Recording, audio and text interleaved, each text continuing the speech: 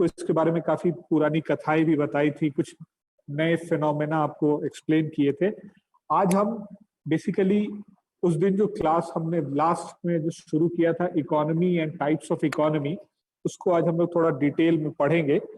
तो स्टार्ट करने से पहले मैं चाहूंगा कि आप कुछ पॉइंट्स नोट डाउन कर लें जिसको हम आगे एक्सप्लेन करें। तो टाइप्स ऑफ इकोनॉमी में आप लिखते जाइएगा, capitalist economy, socialist economy,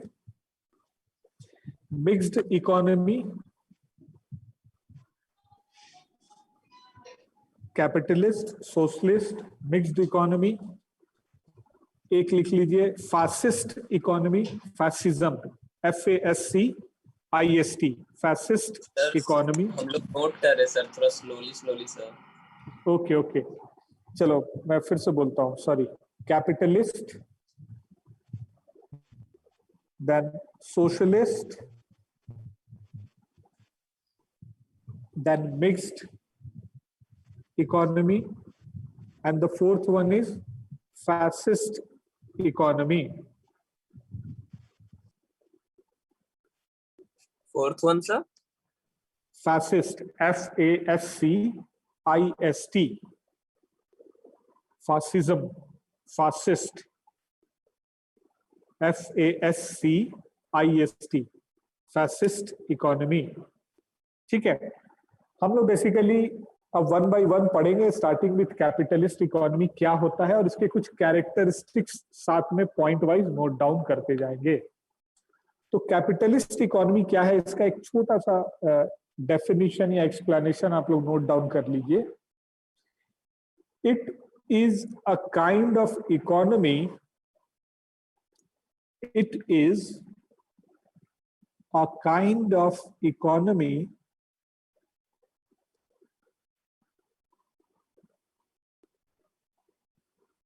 where all the resources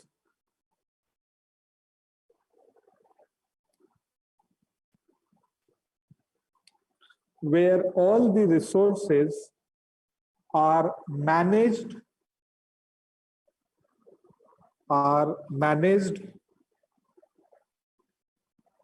controlled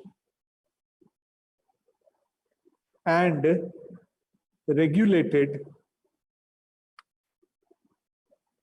by private entrepreneur, ENTREPRENEUR, entrepreneurs, और companies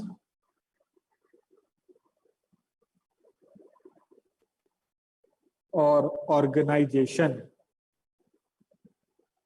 मैं एक बार फिर से रिपीट कर देता हूं, it is a kind of economy where all the resources are managed, controlled and regulated by the private entrepreneur, companies और organisation. For example में आप ब्रैकेट में वहां लिख लीजिएगा USA, जापान,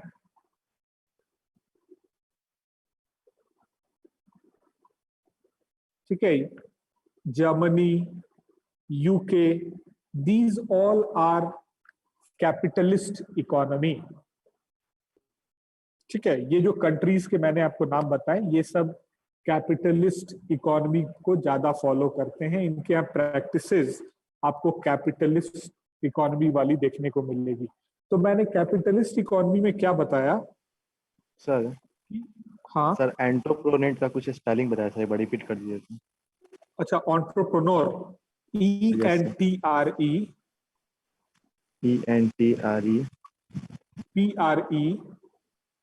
अच्छा, PRE, NEURS,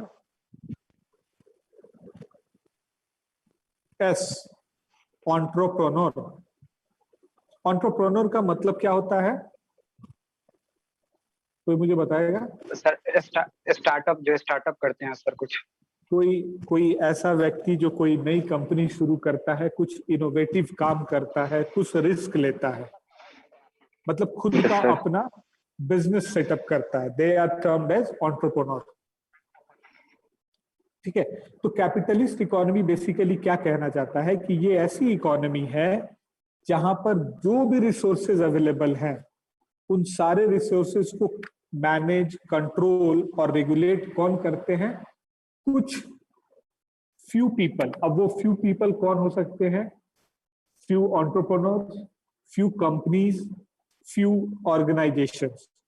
मतलब यहां पर पब्लिक का कंट्रोल नहीं होता है। अब मैं फॉर एग्जाम्पल कहता हूं, मतलब मैं बता रहा हूं आपको एज एग्जाम्पल कि कोई इंडस्ट्री है, मान लीजिए कोल इंडस्ट्री। अमेरिका में कोल का बहुत बड़ा भंडार मिल गया फॉर एग्जाम्पल, तो अब उस कोयले को निकालने का काम गवर्नमेंट नहीं करती है। गवर्नमेंट क्या करती है? They give all the rights and all the required permission to any particular organization or group of organization कि आप भैया वहां जाओ, आप वहां पर कैसे काम होगा नहीं होगा वो सब कुछ करिए, और आपको ये कोयला निकालना है। इसके एवज में आप गवर्नमेंट को टोटल अपने रेवेन्यू का या प्रॉफिट का 5% आप दे देंगे, काम खत्म। अब गवर्नमेंट वहां पर बिल्कुल भी देखने नहीं आती है कि वो कोयला निकालने में वहां कोई एक्सीडेंट हो गया, कोई मजदूर मर गया या नहीं मरा, किसी तरह की कोई घटना, दुर्घटना, घपला, कोई घोटाला तो नहीं हो रहा है। इस तरह का कोई भी इंटरफेरेंस गवर्नमेंट नहीं करती है। वो पूरा का पूरा राइट उस पर्टिकुलर इंडिविजुअल ऑर्गेनाइजेशन को या ग्रुप ऑफ ऑर्गेनाइजेशन को दे दिया जाता है। तो ऐसी इकोनॉमी में जो ओनरशिप है, जो कंट्रोल है, वो कुछ लोगों के हाथ में होता है। अब कैपिटलिस्ट इकोनॉमी का आप लोग नीचे कैरेक्टरिस्टिक्स लिखते जाइए। ठीक है, पहला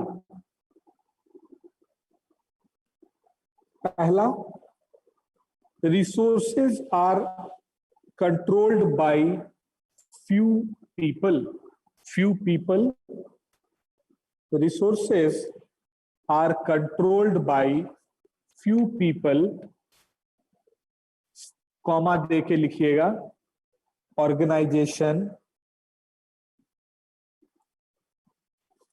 दूसरा, ऑर्गेनाइजेशन के बाद एंड कंपनीज लिख लीजिए।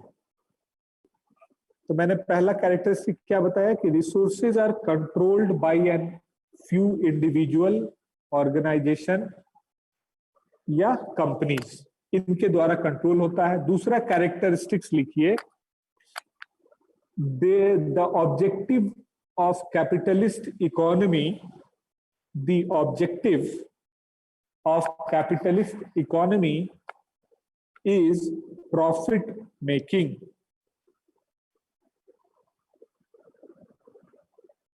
The objective of capitalist economy is profit making. Capitalist economy में वेलफेयर की बात नहीं होती है। यहां पर वेलफेयर होता है लेकिन बहुत मिनिमम, मतलब जितना रिक्वायर्ड है बस उतना ही। मेन फोकस होता है प्रॉफिट कमाने पर।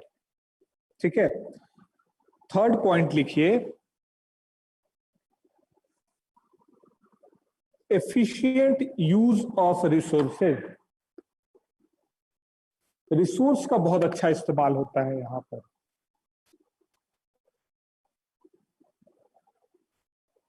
एफिशिएंट यूज ऑफ रिसोर्सेज, आप देख सकते हैं कि ये सब कंट्रीज या इकोनॉमी काफी ज्यादा डेवलप है क्योंकि यहां पर जो भी रिसोर्सेज अवेलेबल है उसका बहुत अच्छा इस्तेमाल करते हैं वो। Efficient use of resources. उसके बाद फोर्थ पॉइंट लिखिएगा, very low scope of, very low मत लिखिए, सॉरी, वेरी लेस, लेस कर लीजिएगा, very less scope of social welfare. मुझे उम्मीद है मेरी आवाज आ रही है। Yes, sir. Okay, very less scope of social welfare.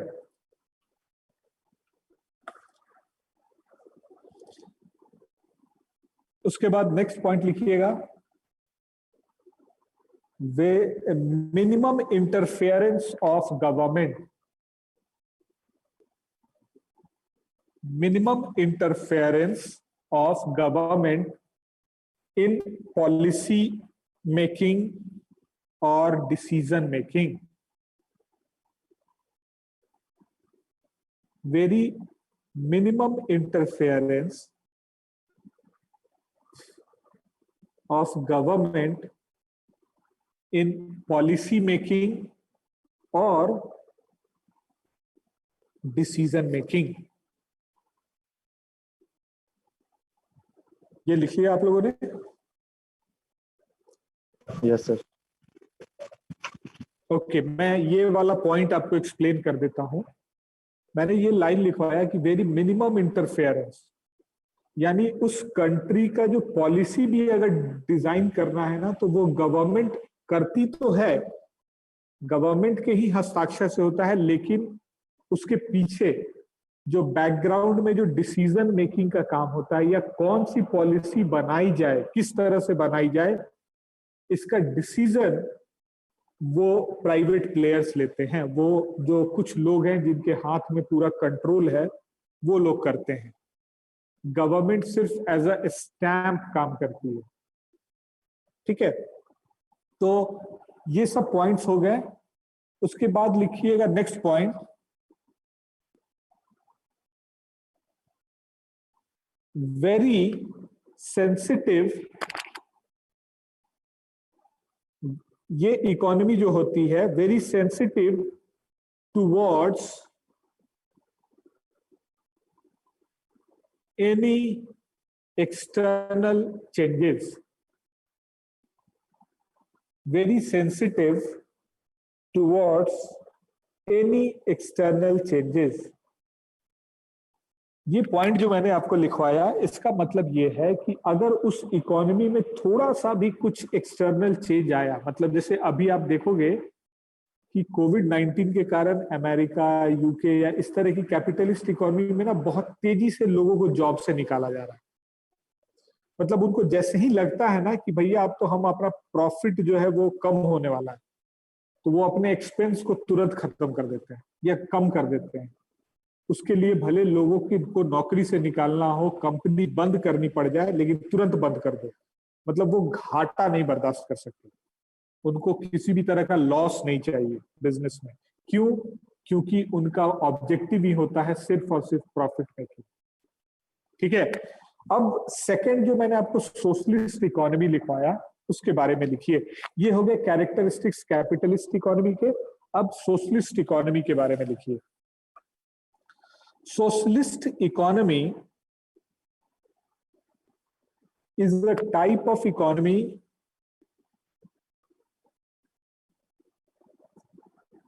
socialist economy is the type of economy where the resources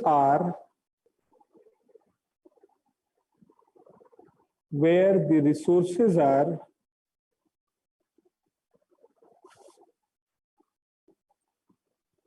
owned, O-W-N-E-D, owned and regulated by the government.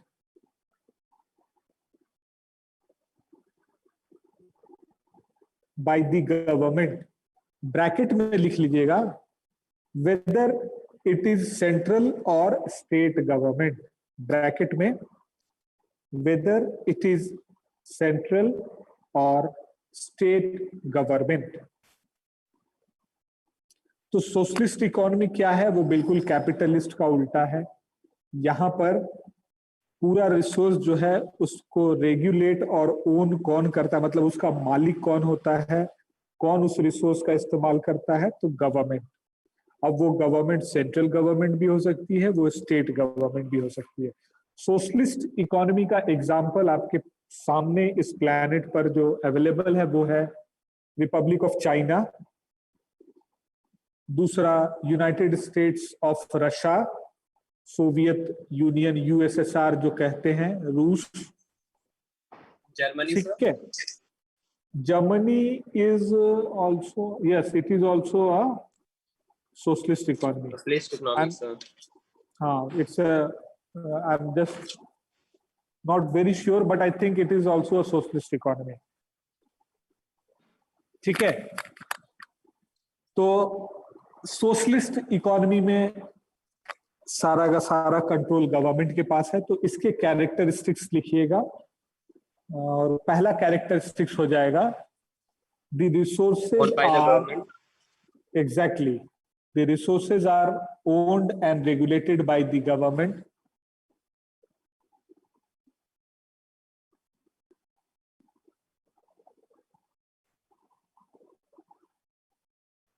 The resources are owned and regulated by the government.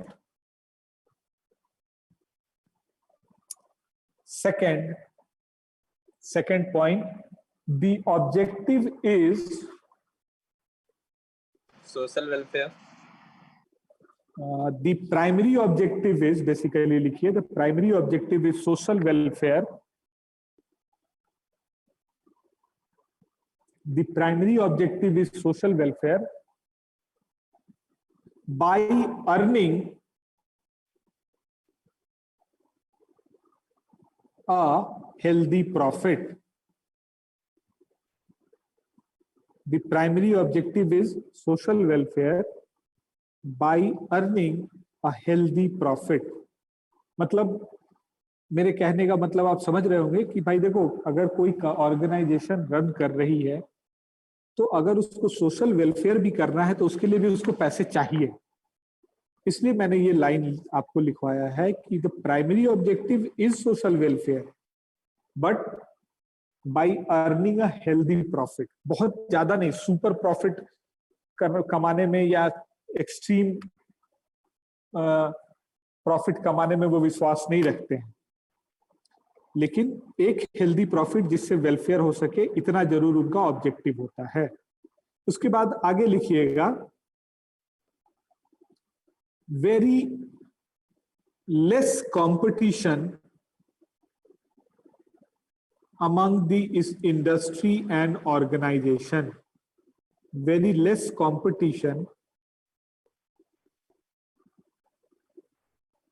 very less competition among the industry and organization. इसका मतलब क्या है भैया, कोई बताएगा? Sir सब कुछ तो गवर्नमेंट के ही कंट्रोल में होता है, तो सब कुछ तो उसी का है, तो फिर कंपटीशन किससे होगा सर? एग्जैक्टली, आपने ऑलमोस्ट करेक्ट आंसर दिया है। क्या होता है, अगर मैं आपको चाइना की बात बताऊं तो चाइना में जो गवर्नमेंट है वही डिसाइड करती है कि कौन सा अखबार यहां छपेगा। ठीक है, उस अखबार की न्यूज क्या होगी।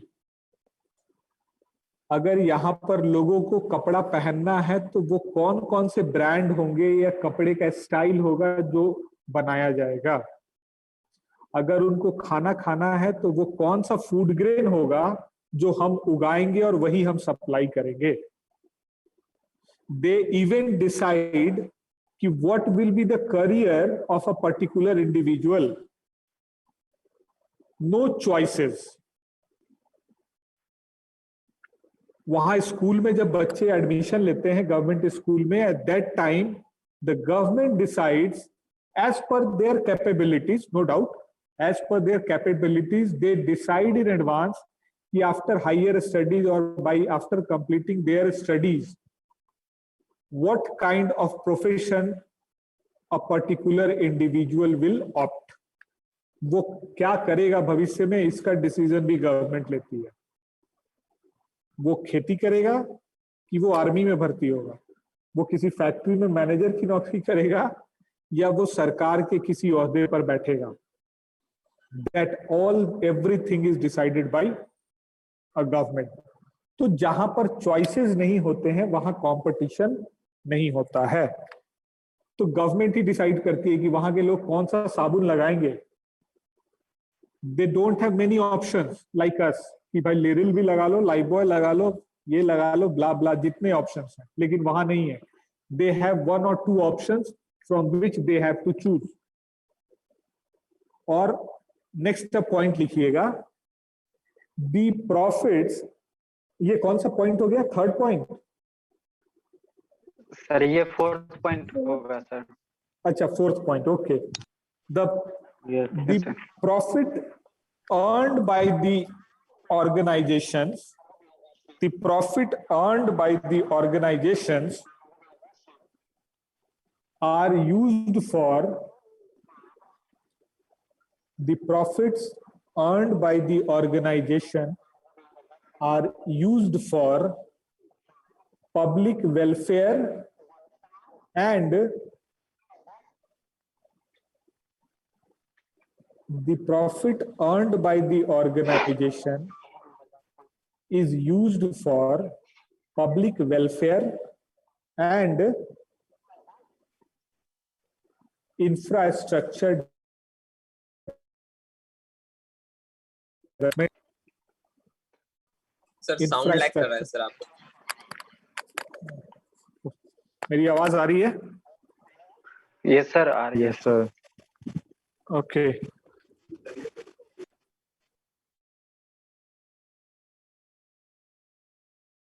organization is used for public welfare and infrastructure development.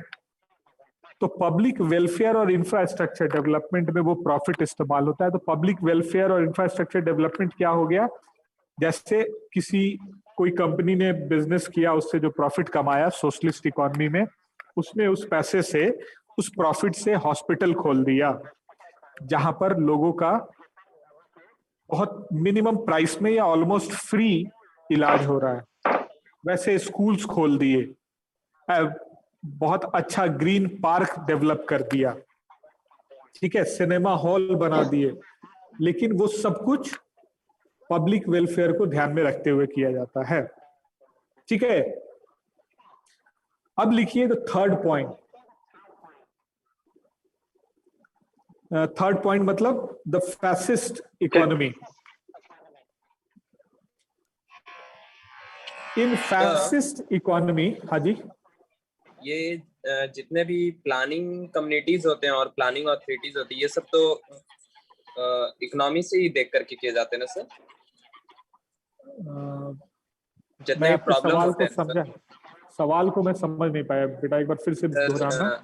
Socialist economy में सर, हाँ हाँ, जितने भी मतलब प्रॉब्लम्स होते हैं उसको सॉल्व करने का तो पावर सर गवर्नमेंट को ही होता है ना सर। सिर्फ और सिर्फ गवर्नमेंट प्लानिंग और हाँ एग्जैक्टली अगर वहां पर कोविड-19 से कोई परेशानी उत्पन्न हुई है, तो मान लो मैं वहां पर एज ए इंडिविजुअल हूं और मुझे पता है कि मैं वेंटिलेटर्स बना सकता हूं, लेकिन फिर भी मैं कुछ नहीं कर पाऊंगा। मुझे कहीं ना कहीं गवर्नमेंट के पास जाना होगा, गवर्नमेंट मुझे ऑर्डर करेगी कि ठीक है तुम 1000 पीस वेंटिलेटर बना के दो, गवर्नमेंट मुझसे खरीदेगी और वही सप्लाई करेगी। मैं फ्री नहीं हूं उसको मार्केट में बेचने के लिए। यस सर, ठीक है। अब लिखिए third, fascist economy.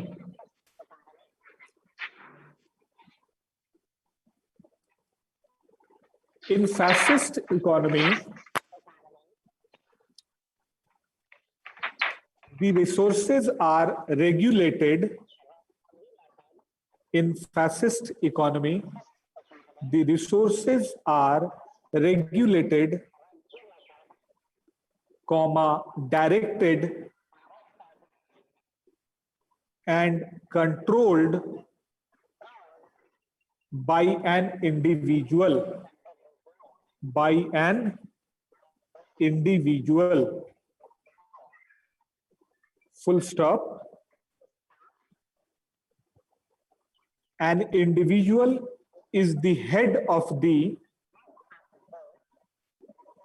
an individual is the head of the state,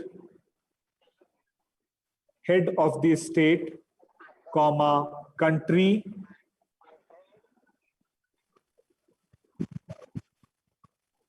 to take efficient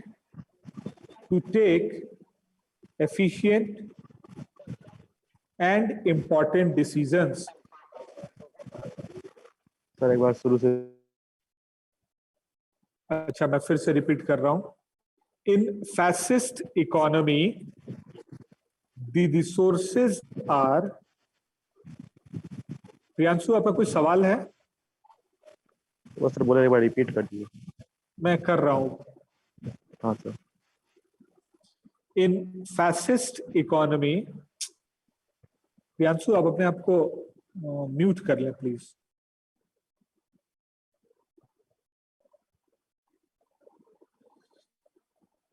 In fascist economy, the resources are regulated, directed and controlled by an individual. Full stop. An individual is the head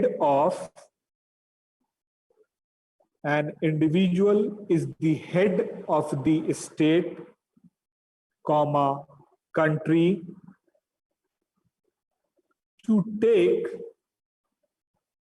efficient and important decisions.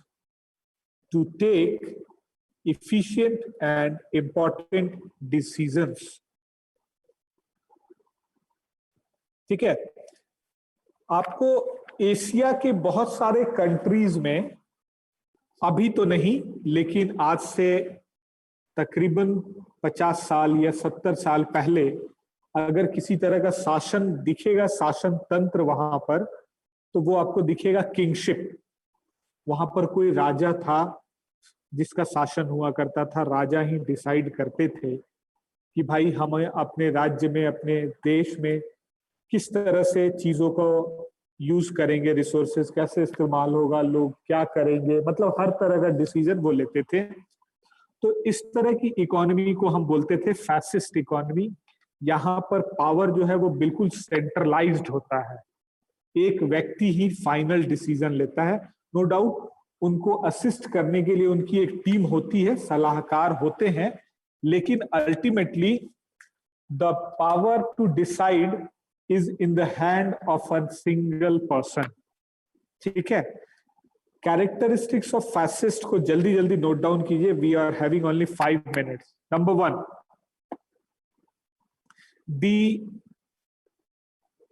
बस sir 5 minute और। Fascist economy में लिखिएगा, the resources are under the control of an individual. The resources are under the control of an individual.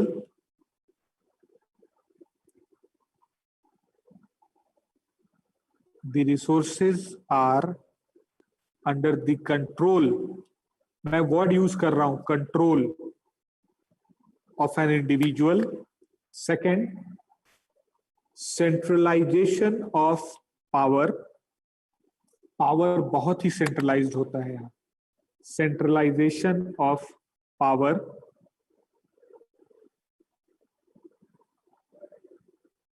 Centralization of power. यहां पर profit making भी हो सकता है, सोशल वेलफेयर भी हो सकता है, depending upon that individuals ideology, उसका थॉट कैसा है। ठीक है, तो लिखिएगा, the objective may be profit making और सोशल वेलफेयर।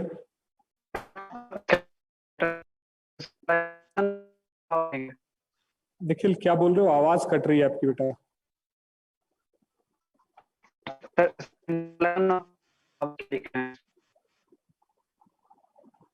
मुझे आपकी आवाज क्लियर नहीं मिल रही है। कोई अगर उनके क्वेश्चन को समझ पा रहे हैं तो कोई और बताए मुझे। नहीं सर, आवाज क्लियर नहीं आ रही है निखिल की। निखिल मैं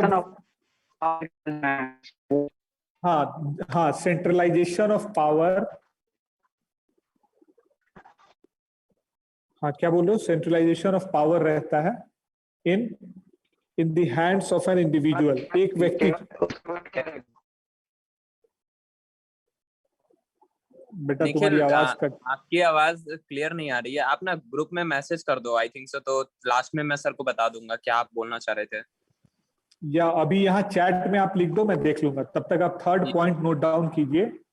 यस सर। मैं क्या बता रहा था? The objective is to earn profit और टू डू सोशल वेलफेयर और both. The objective is to earn profit or to do social welfare or both। ठीक है? Yes, वो sir. इंडिविजुअल पे डिपेंड करेगा। अब इसके बाद जो फोर्थ है मिक्स्ड इकोनॉमी, वो मैं आपको पूरे डिटेल में लिखाऊंगा क्योंकि इसे ही हमें सबसे ज्यादा पढ़ना है। ठीक है?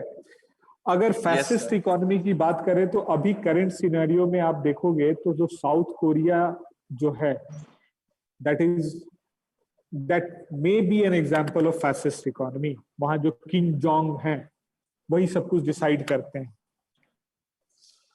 ठीक है? तो ये क्लास मैं यहीं एंड कर रहा हूं। निखिल, आपका क्या सवाल था? आप एक बार पूछ सकते हैं। एक बार फिर से अनम्यूट करके देखो।